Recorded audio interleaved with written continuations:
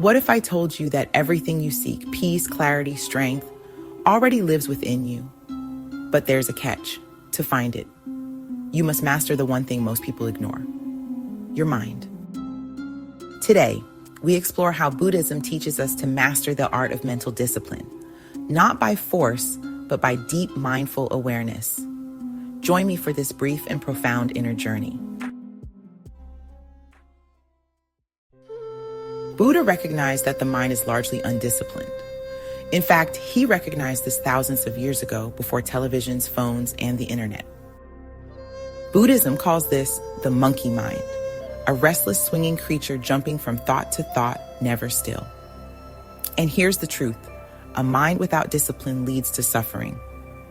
Siddhartha Gautama, the Buddha, saw this clearly. He taught that the root of suffering is attachment, and that attachment is fed by an undisciplined mind. So what does it mean to discipline the mind? It's not about suppression. It is a gentle training, a kind of inner tuning. It's mastering the art of mindfulness, intention, and non-attachment.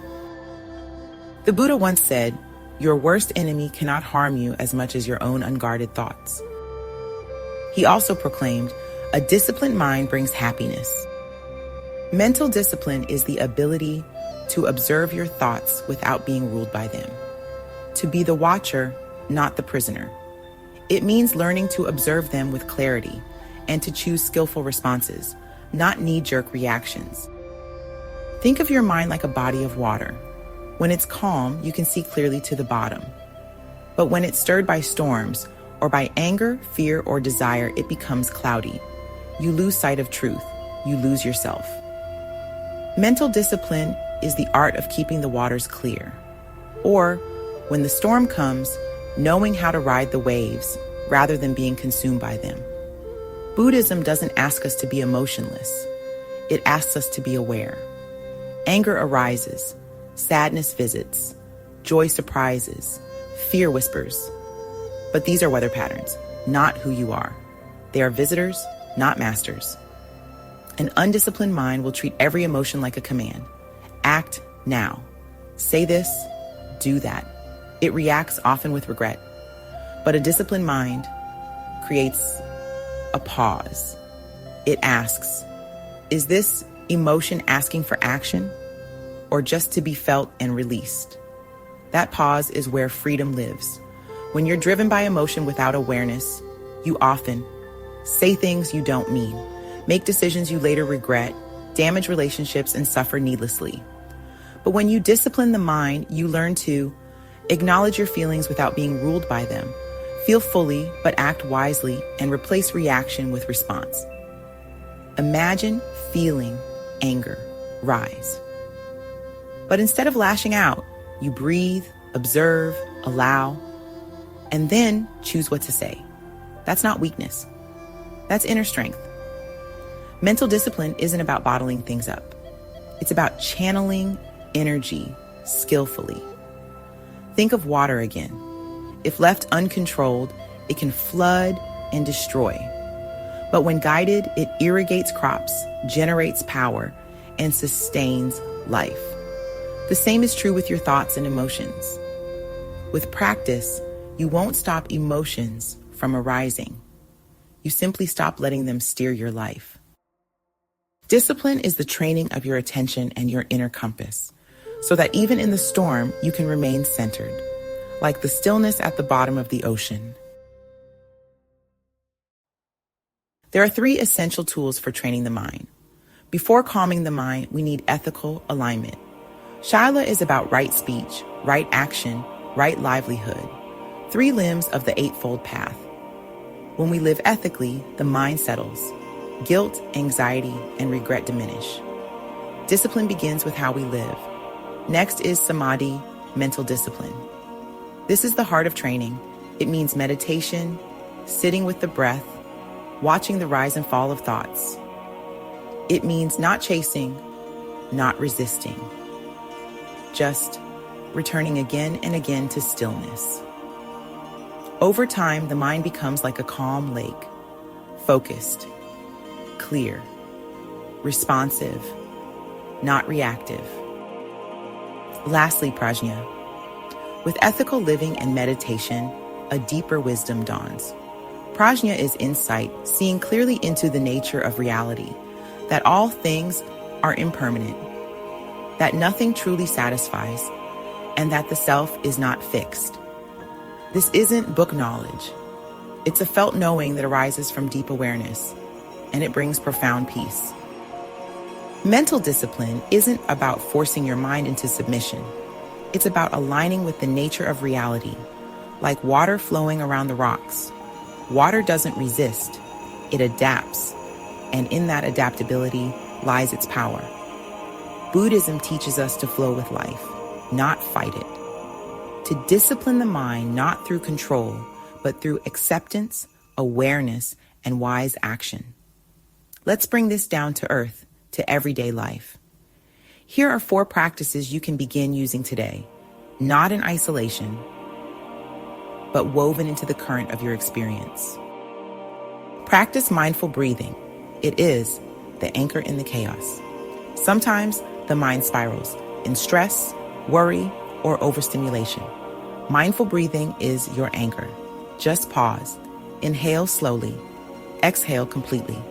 This simple act returns you to the present, to the now, where peace resides. When can you use it? During an argument, before a difficult decision, while waiting in line, or instead of reaching for your phone. It's your internal refuge. No matter what happens outside, your breath is always within. Practice labeling your thoughts. Name the guest. Don't serve them tea. The mind produces thoughts like clouds in the sky. But not all clouds bring rain. Labeling thoughts with terms like judging, planning, spiraling, or fearing gives you distance. It reminds you, you are not your thoughts. You are the one watching. This is powerful when you're obsessing over a past mistake, caught in anxious loops, or trapped in comparison or self-criticism. The phrase, name the guests, don't serve them tea, is a metaphor used in Zen Buddhism and other contexts to describe the process of observing and letting go of thoughts, particularly negative or anxious ones. By naming the thought gently, you stop identifying with it. You ride the wave, not drown in it. Try pausing before reacting. Between stimulus and response, there is a space, and in that space lies your power. When someone cuts you off in traffic, when a partner says something hurtful, when a challenge arises unexpectedly, instead of reacting, pause. That moment is the birthplace of wisdom. You move from reactivity to intentional response. This is going with the flow, not being swept away by it. Practice the art of being comfortable with discomfort. We live in a world addicted to comfort, noise, entertainment, constant doing. But growth happens in silence, in discomfort. Try sitting for 5 minutes with nothing, no phone, no task. Just observe. You may feel restless. That's okay. This is the art of riding the wave of discomfort, not escaping it. This trains you to face boredom, fear, longing without needing to numb them. It's the training ground for inner strength, the mind as water. The more we crave comfort, the more fragile we become. Buddhism teaches that all things are impermanent. Comfort, discomfort, success, failure. Disciplining the mind is about being with what is, not clinging to what we want. Like water, we flow, whether over smooth stones or sharp ones. When things change, a relationship ends, a job shifts, a plan falls through. A disciplined mind doesn't collapse. It adapts. It lets go. This is not weakness, it is spiritual resilience. Buddha teaches us to walk the path of the middle way, thereby choosing balance over extremes. When the Buddha left a life of luxury and then nearly died from extreme asceticism, he realized something profound. Neither indulgence nor self-denial leads to true freedom. The path is not in extremes, but in the middle way. This means discipline, but not rigidity. effort but not burnout, letting go but not apathy, self-care but not self-obsession. In daily life, eat mindfully, not excessively. Work with intention, not overwork. Rest, but don't numb out. The middle way is how we stay afloat, not by gripping the shore, but by learning to swim with the current of life.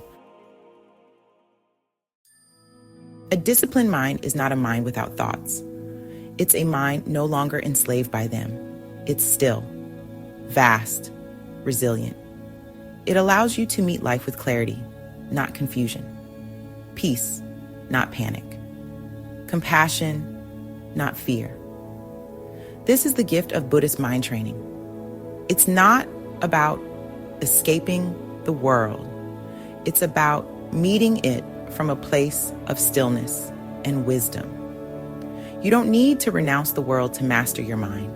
You only need to learn how to flow with it. The mind, like water, can be still or stirred. It can nourish or erode, depending on how you guide it. A disciplined mind doesn't resist the current of life. It learns to move with it, calmly, clearly, consciously. So, when discomfort arises, you ride the wave. When change comes, you bend like the stream. When peace is present, you rest in the stillness. This is the art of mental discipline. Not control, not suppression, but flow. May you learn to meet each moment like water meets the earth, with softness, strength, and surrender. Thank you for watching. Subscribe for more teachings on inner peace and mindful living.